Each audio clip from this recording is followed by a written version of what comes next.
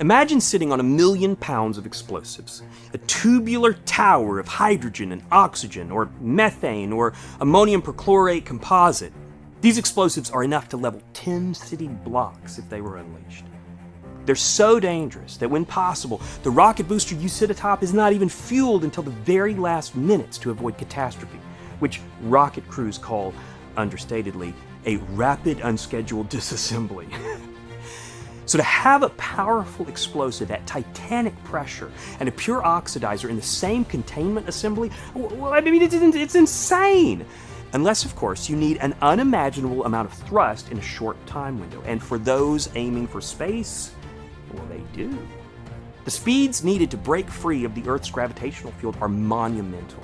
In fact, despite having gone to the moon, humans have never been beyond the Earth's gravitational effects, since the moon is within the orbital capture of Earth.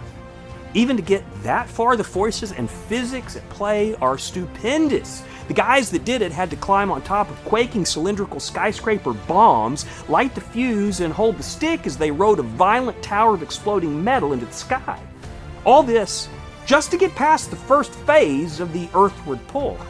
Newton's apple never could have known what was to come. Now, by the time they neared apogee, they'd already hit speeds that, if accomplished at sea level, would have melted steel and vaporized flesh and bone. Now, I think the key to rocketry is taking that chaotic power of the explosives and channeling them into ordered, directional, throttled output. The rocket nozzle stands at the confluence of high-pressure chaos and organized kinetic motion.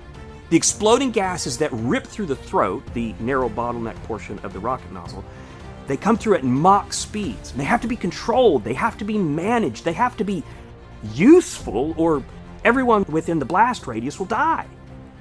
So it's power under control. It's taken us thousands of years to get to this point, and I'm so proud to live in a time when rocketry is a daily phenomenon. Now, did you know that if you're a Christian, you have a kind of rocket fuel inside of you? The same spirit that raised Jesus from the dead, the very power that crafted the universe and its cosmic, explosive forces, is alive inside of you. And that's not just a metaphor, it's inspired by Romans 8:11.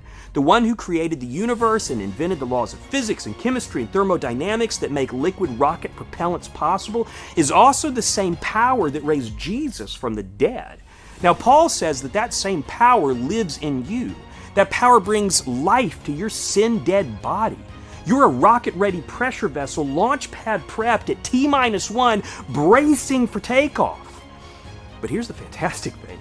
God fuels the rocket, but then gives you the flight controls.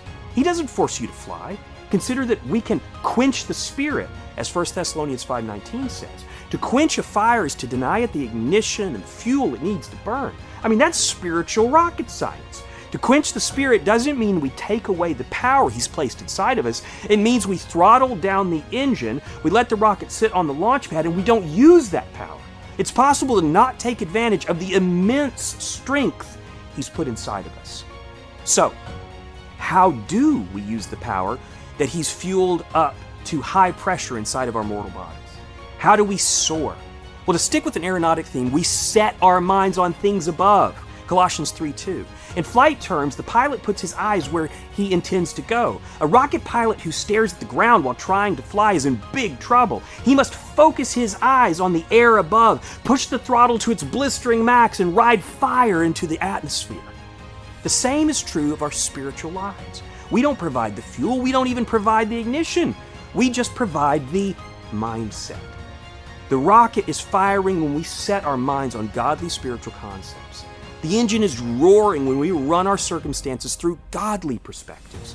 When we turn to God in prayer momentarily as we face temptation, or regularly in quiet time or in times of distress, the Spirit's power rips through the nozzle's throat at Mach 10 zillion, and God's rocket power blasts us to the next level.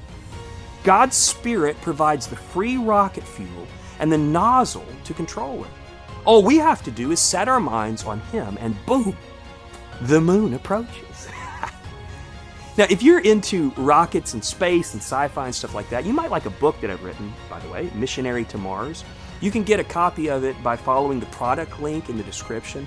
Now, I sometimes have it for free, but it's always at least cheap in ebook and audiobook formats. But if you like the smell of ink and paper, and you want to hold this 400-page epic adventure into the black vast of unknown, then you can also get a paperback or hardcover.